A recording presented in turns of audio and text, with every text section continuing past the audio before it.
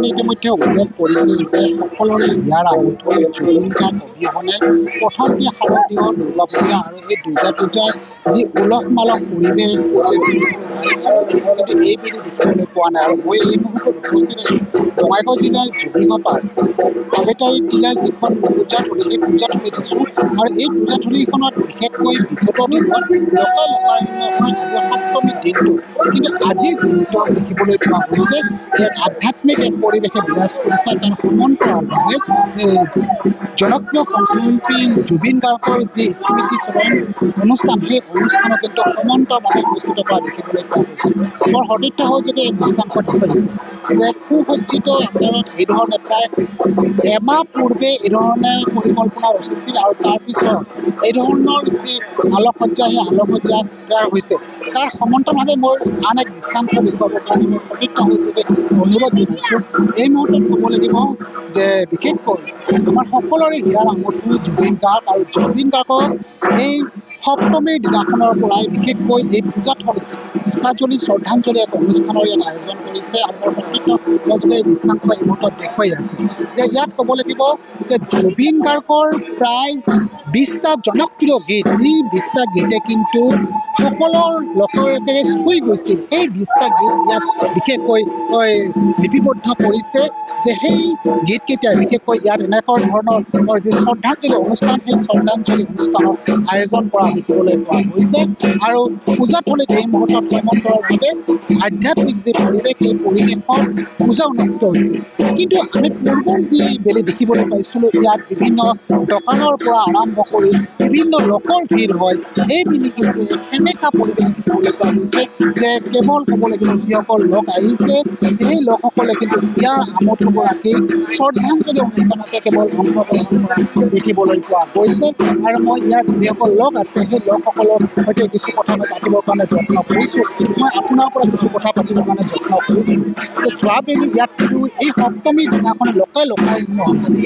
আজি কিন্তু ইয়াত ভক্তৰ যিসকল আহিছে, ভক্ত আহিছে, ভক্তসকল জুবিন গাৰ্গক শ্ৰদ্ধাঞ্জলি জনাই আধ্যাত্মিক যি পৰিৱেশ চলিছে, সেই পৰিৱেশতে অংশগ্ৰহণ কৰিছে।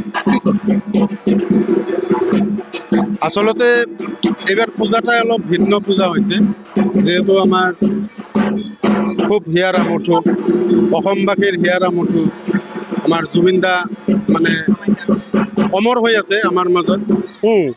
এতিয়া আজি আমাৰ সপ্তমী আৰম্ভ হৈছে। আজিৰ সপ্তমীৰ দিনটো মানে যোৱা আগত যেনেকুৱা আমাৰ সপ্তমীত মানে হৈছিল, এতিয়া মানে এইবাৰ পূজাত সেইটো আমি মানে দেখিব পোৱা নাই আৰু কি। মানুহৰ যিটো ৰমৰমীয়া ভিৰ থাকে, সেই ভিৰটো আমি দেখিব পৰা নাই। মই আন এগৰাকী আছিলোঁ, আপোনাৰ পৰা কথা পাতিবৰ কাৰণে অলপ যত্ন কৰিছোঁ। বিশেষকৈ যোৱাবেলি সপ্তমীৰ দিনাখন ইয়াত খোজ দিব পৰা এটা পৰিৱেশ নাথাকে, ইমান ভিৰ হয়। কিন্তু এইবাৰ একেবাৰে সেনেকা এক পৰিৱেশ বিৰাজ কৰিছে। কি ক'ব?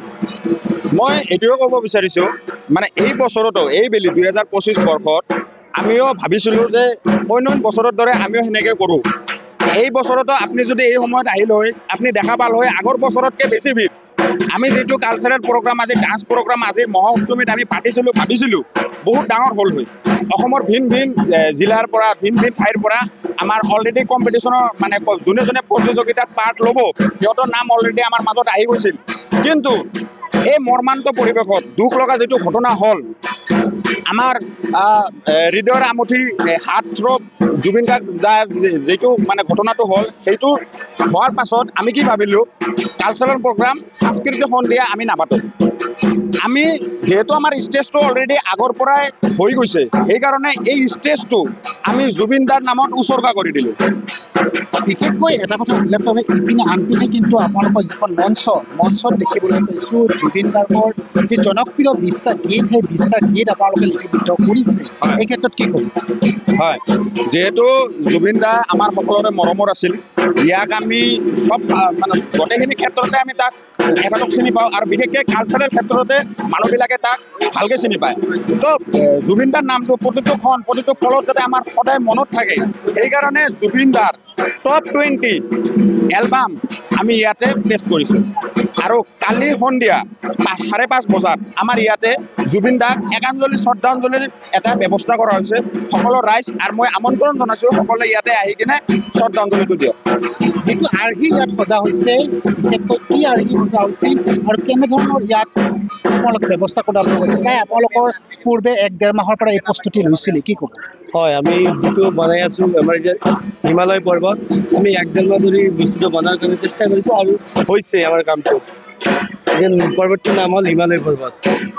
নিশ্চিতভাৱে হিমালয় পৰ্বতৰ আৰ্হিত ইয়াত বিশেষকৈ যি মণ্ডপ আছিল সেই মণ্ডপ প্ৰস্তুতকৰণ কৰিছিল, কিন্তু আজি এটা কথা ক'ব লাগিব, এই মুহূৰ্তত তাৰ সমান্তৰালভাৱে কিন্তু ইয়াৰ আমঠু জুবিন গাৰ্গক শ্ৰদ্ধাঞ্জলি জনোৱাৰ যি কাৰ্যসূচী, সেই কাৰ্যসূচী ইয়াত হোৱা দেখিবলৈ পোৱা গৈছে। যে ইয়াত এই মুহূৰ্তত এটা কথা ক'ব লাগিব, প্ৰতিখন যোগীঘোপাৰ আজি এই মহাসপ্তমীৰ দিনাখন প্ৰতিখন পূজাথলীতে কিন্তু লোকে পূৰ্বতে কিন্তু লোকে লোকাৰণ্য হৈছিল, কিন্তু আজিৰ দিনটোত সকলো ঠাইতে এনেকুৱা দেখিবলৈ পোৱা গৈছে। একমাত্ৰ আমাৰ সকলোৰে ইয়াৰ আমঠু জুবিন গাৰ্গ আমাৰ মাজত নাই, আৰু জুবিন গাৰ্গ অবিহনে প্ৰথমটি শাৰদীয় দুৰ্গা পূজা।